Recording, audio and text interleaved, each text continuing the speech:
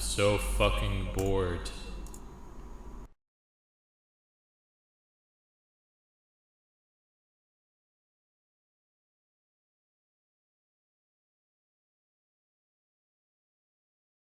Yeah, this looks good. Let's check this out. This is Sean Ruddy coming to you live from Death Manor. For 7 years. Oh shit, wrong one.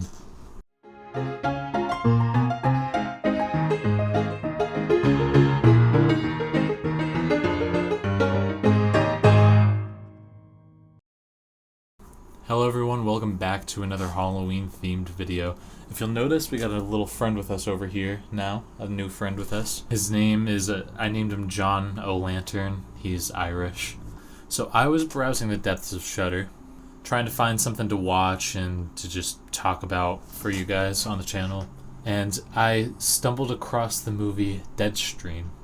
Now, I haven't heard any talk of this movie online anywhere at all, which is strange considering this movie has a fucking heavy 92% on Rotten Tomatoes. It's a horror comedy film made this year. It came out like this month, the last 2 weeks sometime. And it has a lot of social commentary on social media influencers and stuff like that. In Deadstream, we follow our main man, Sean Ruddy. Sean Ruddy is a YouTuber who got canceled due to some stunt that he pulled where he beat up a homeless man. And he comes back after a long hiatus, and he spends a night in a house that's supposed to be haunted.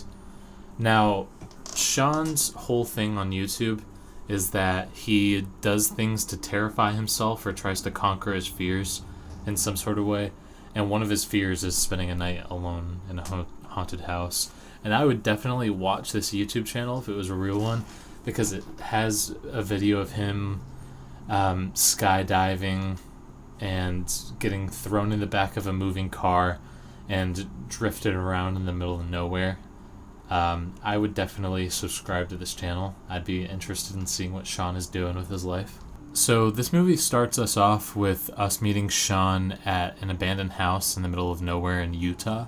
Sean's mission is to stay here for one night by himself, and he establishes a couple of rules saying that he has to go check out every single creepy thing that happens. And it's also funny because at the beginning of the movie, it shows him just constantly fucking himself over. Like, he rips the spark plugs out of his car and throws them out in the middle of the woods so that he can't leave. See these spark plugs? And he holds them in his hand. Yeah, fuck these spark plugs. And he throws them out in the middle of the woods. Walks inside, locks the door behind him with a master lock, and then finds a vent in the ground and then drops the key down the vent so he can't get out. This is Darwinism at its finest, ladies and gentlemen. Side note, he has a little bracelet on that I'm going to show here on the screen now. That bracelet, when he flips his wrist like this, it switches the camera between his shoulder and the one on his head. And we're going to pay attention to see if that stays consistent through the movie. While Sean is on this camera mission, we're given a lot of important exposition. The woman who used to live here's name was Mildred, and a lot of the people in the town that she lived in didn't really like her either. They were kind of weirded out by her. And Mildred was supposed to get married to a poem writer from Boston. And shortly after they had arranged to be married, the husband died. And now she haunts the place, waiting for people to enter so she can steal their souls and make them her family. What a good fucking plot, man. This shit's like The Godfather for horror movies. They fell in love, and for 2 years, they wrote each other love letters almost every day. Want to know what happens next? You're gonna have to stay tuned. Throughout this whole movie, I couldn't figure out who Sean Ruddy reminded me of. The whole time, it was just on the tip of my tongue. I was like, this guy looks like somebody else. And I realized on my second watch through that he looks like Matthew Santoro, and he talks like the Arcade Craniacs guy. If Matthew Santoro and the Arcade Craniacs guy had a kid, it would be fucking Sean Ruddy. So here is where we're introduced to Sean's safe room, is what he calls it. He sets up home base here, his laptop, a camera, and a bunch of just like general survival supplies and stuff. Then he goes into the closet. He gets freaked out by the closet because closets are always like haunted, is what he says. And he sees a symbol on a board on the wall, and he rips the board off of the wall, and I'll let you take it away from here, Sean. I do not like this! If something happens to me tonight, I guarantee it'll be because of this thing!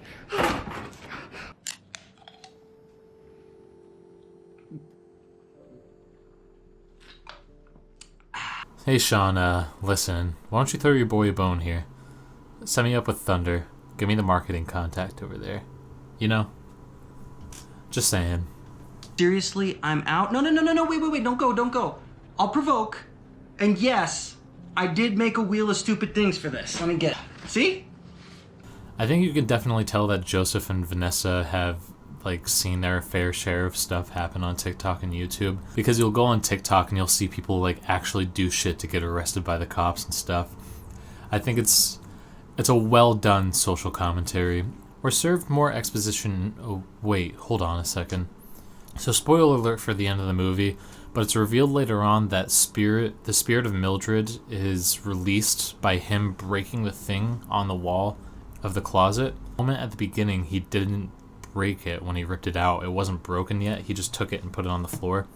And he doesn't break it until after, at about 4 minutes after he sees this ghost, is when he actually ends up breaking that board. The ghosts don't come out until he breaks that thing. Why are they coming out now? Just a little, I know it's nitpicky. I was right outside the door!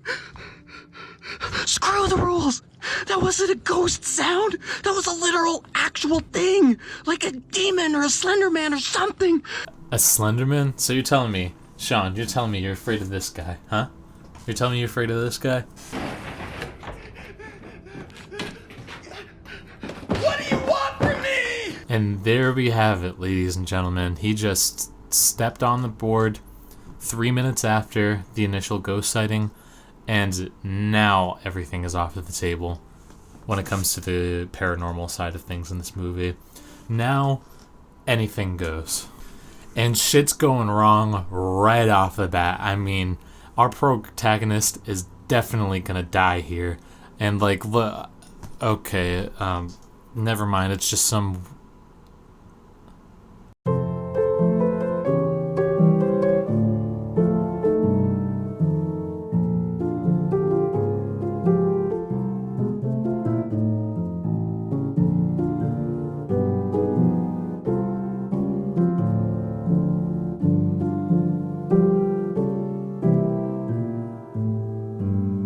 So this is Chrissy, a crazed superfan of Sean's, who somehow found her way into the house. The people watching the live stream take a straw poll kind of thing. Sean wants to kick her out, but everybody on the stream says yes to keep her with him, and she ends up staying.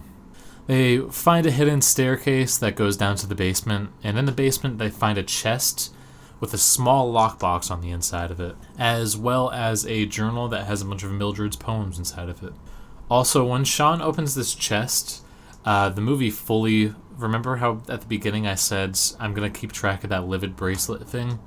Movie fully scraps that idea right here. He does a full fucking whip, and the bracelet doesn't do shit.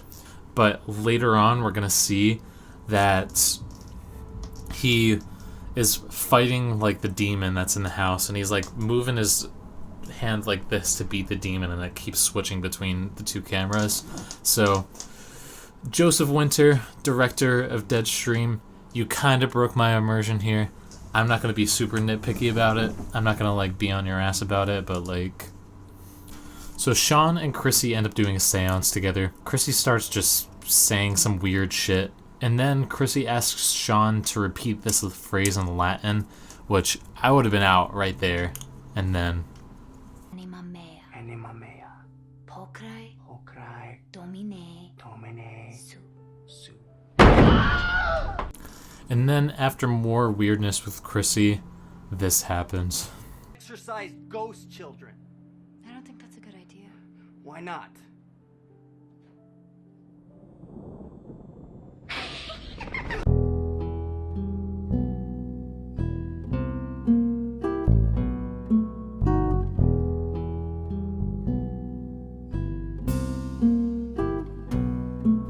Chrissy.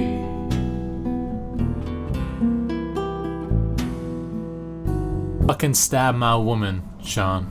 Don't stab my woman. So then this Jacob Sartorius clone sends a video to the chat explaining what that Hamza symbol in the closet was.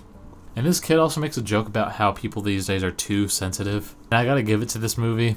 They nailed the whole 12-year-old talks about how people are too sensitive these days trope. That gave me a little chuckle. And now, unfortunately, we're coming up to the last 45 minutes of the movie. And I really enjoy the movie for what it did up until this part. It wasn't like... It felt pretty consistent.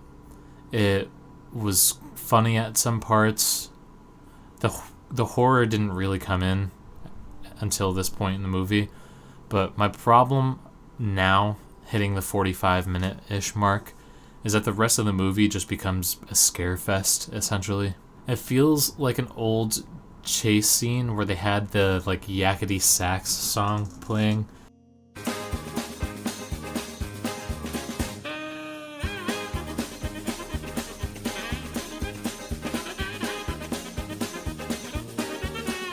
Up until this point in the movie, it felt cohesive. There was a story being told. For some reason, between this moment and the rest of the movie, it feels like Joseph Winter just said,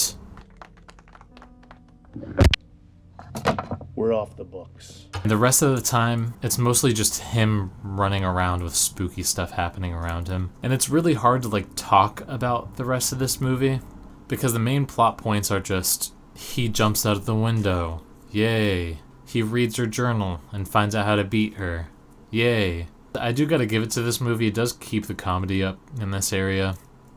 It still tries its best to be entertaining even though the plot is falling apart around itself. Sean goes back inside to defeat Mildred. Yay. And what's about to happen is so weird because it's genuinely one of the like freakiest, creepiest scenes I've seen in a movie in a while. Sandwiched in between two jokes. You have the bread on each side, and in the center is fucking traumatizing. No, no, no, no, no, no. Come on, turn on, turn on. Sean, I want you to meet someone. One of my most terrifying things to think about is you being in the dark and you know something is there with you. Not knowing if something is there with you is not as scary as knowing something is in there with you, in my personal opinion. And this scene was just executed so well.